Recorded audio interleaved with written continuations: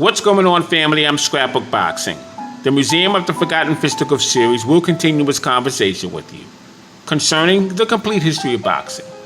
On a Wednesday night, July 17, 1940, Henry Armstrong would knock out Lou Jenkins in 6 rounds. The contest took place at the New York's Polo Grounds. The referee was Arthur Donovan, and he stopped the contest in a non-title affair.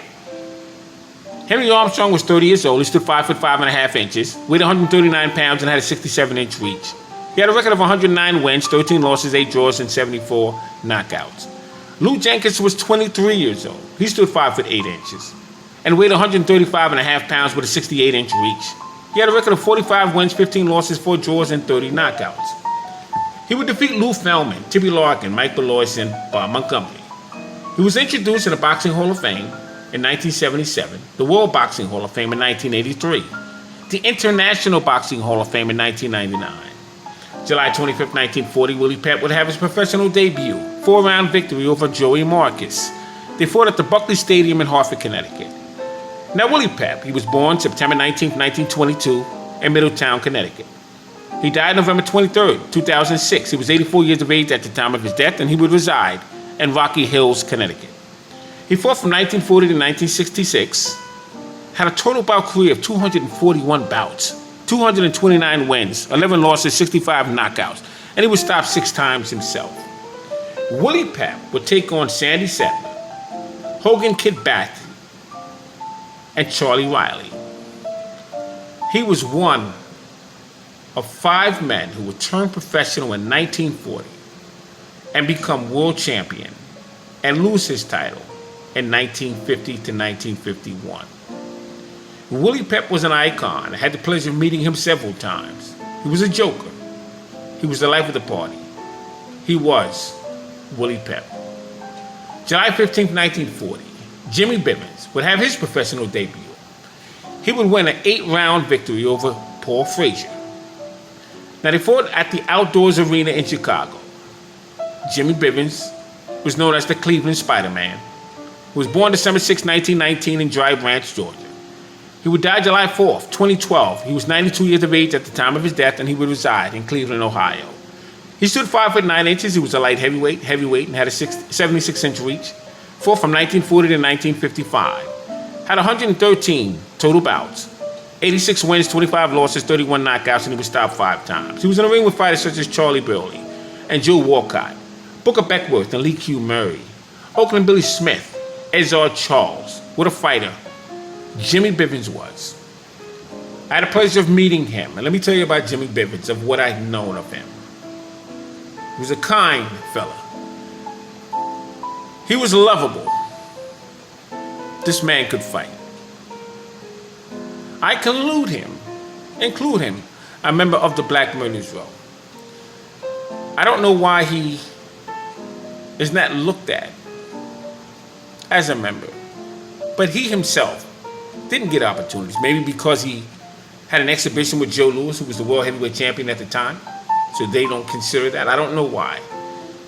But if you ask me, I'll tell you that Jimmy Bivens was a Black Murderers Row fighter, and he was one hell of a fighter. Yes, he was. 1940, defeated Melly Jackson. Melly Johnson was a very good fighter. Professional debut, Middletown Army in 4 rounds. Ezra Charles, Cincinnati Cobra.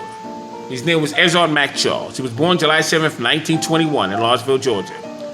He died May 28th, 1975. He was 53 years of age at the time of his death, and he would reside in Cincinnati, Ohio. Now, let me tell you about Ezra Charles. He was a 6-foot fighter, weighed 162 to 185 pounds, had a 73-inch reach. Began boxing in 1940 and ended his career in 1959. Had a total bout career of 121 bouts, 95 wins, 25 losses, and 52 knockouts. Ezra Charles would become the 4th black world heavyweight champion in boxing history. He was the 3rd black world heavyweight champion in boxing history. That is correct. He would defeat Joe Louis at New York's Yankee Stadium in 1950. he would win the NBA heavyweight championship title that was vacant by Joe Louis. He would defeat Jersey Joe Walcott. That is correct. And one of the things about Ezra Charles, he would be one of 3 black men that would be in the ring at the same time. That's the first time that has ever happened. That was the first time. He would be one of 2 black men that would fight for the World Heavyweight Championship title. Let me explain what I mean. In 1913, the World Heavyweight Champion, Jack Johnson, would give Battling Jim Johnson an opportunity at his World Heavyweight Championship title. Battling Jim Johnson was a black fighter. 1939, Joe Louis, the Brown Bomber, would give the World Light Heavyweight Champion, John Henry Lewis, an opportunity at his World Heavyweight Championship title. That was in New York's Madison Square Garden. The bout lasted 1 round. The third time that would happen would be in 1949. It was for the vacant heavyweight championship strap, the NBA version of it. It would be Ezra Charles and Jersey Joe Walcott. And that would be the third time that 2 black men would fight for the World Heavyweight Championship title. But what I'm talking about, Jersey Joe Walcott, Ezra Charles, and the referee, he would be the 3rd man in the ring. And that would be the very first time that would happen.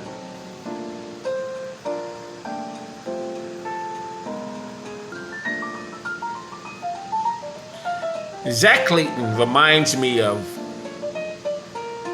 an enigma, if you will, because wasn't he the referee who would referee about that the second black fighter in boxing history would gain his heavyweight championship title? The second black heavyweight of any race would regain his heavyweight championship title. I believe that was Zach Clayton.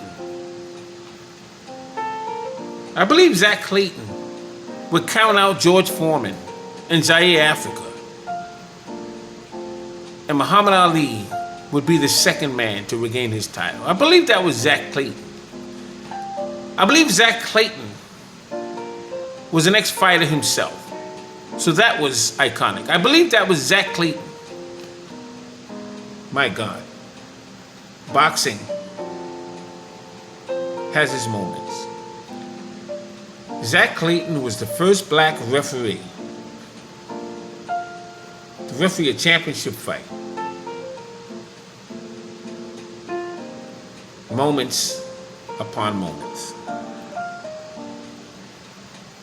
Now, Ike Williams would begin his professional debut March 15, 1940, 4-round victory over Carmine Fatty. Ike Williams, Isaiah Williams. He was born August 2nd, 1923 in Brunswick, Georgia. He would die September 5th, 1994. He was 71 years of age at the time of his death, and he would reside in Trenton, New Jersey. He stood 5 foot 9 inches, weighed 133 to 142 pounds, and had a 68-inch reach. He would win the NBA lightweight championship title when he knocked out Juan Zarita, April 18, 1945. He was undisputed August 4th, 1947, when he knocked out Bob Montgomery for the New York SAC lightweight championship title in 6 rounds. 1938, Trenton Times Golden Glove Tournament. He'd be in the ring with fighters such as Luther Slugger White, John L. Davis, Enrique Bolanos 3 times, Bobby Ruffin, Charlie Salis, and Freddie Dawson. Bo Jack 3 times, Sammy Engard, Ralph Zanetti, and Kid Gavilan. The point of the matter is, Ike Williams, Trenton Thunder, I call him. He was a puncher, he was a boxer. One of the greatest lightweights of all times. Shout out to Ike Williams. He began his professional debut on the night of March 15th, 1940. You talk about slugfest and punches and bangers and matches. Ike Williams was the prototype, quintessential show closer. He'd knock out Bob Montgomery in 6 rounds. Knock out Bo Jack in 6 rounds. He meant business in that ring. Yes, he had to take dives because he was part of the Philadelphia crime family. But from punch for punch, IQ for IQ, boxing skill from boxing skill, there was no one better than Ike Williams during his reign.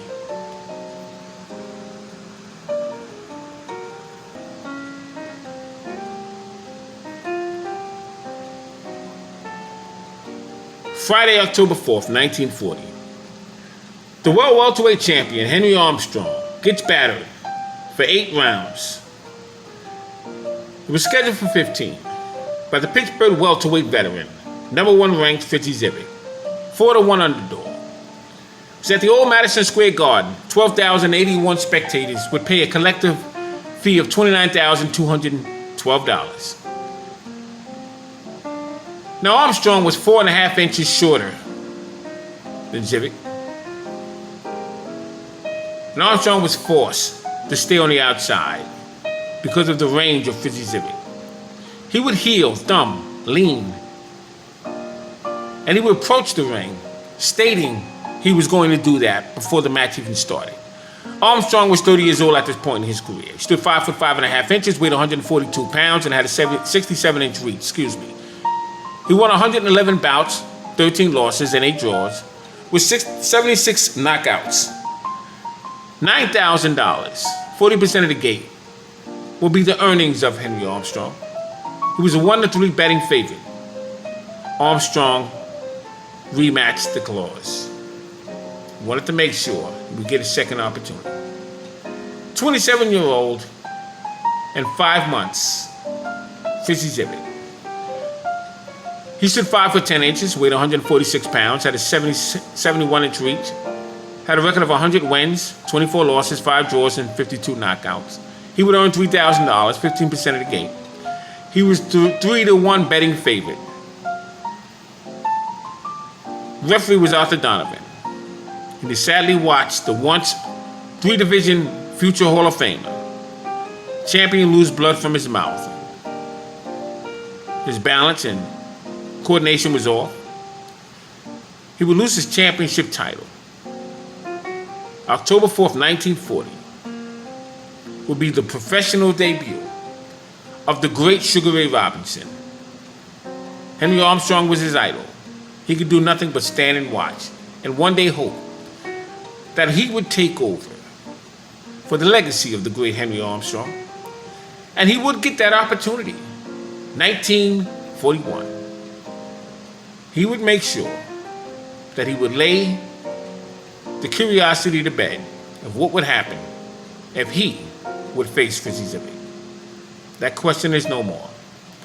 He would defeat him twice, and Henry Armstrong would make a comeback and defeat Fitzy Zivic. Boxing has always been curiosity. You want to see fights, you want to see legacy matches. That's what it's all about. And when it comes to fruition, it's either a glad or sad moment, but that's what the game is about. I'm Scrapbook Boxing, Museum of the Forgotten Fisticuff series. All great fights and all great fighters will never be forgotten on my channel. Thanks for watching. Be well, and I'll see you on the next video.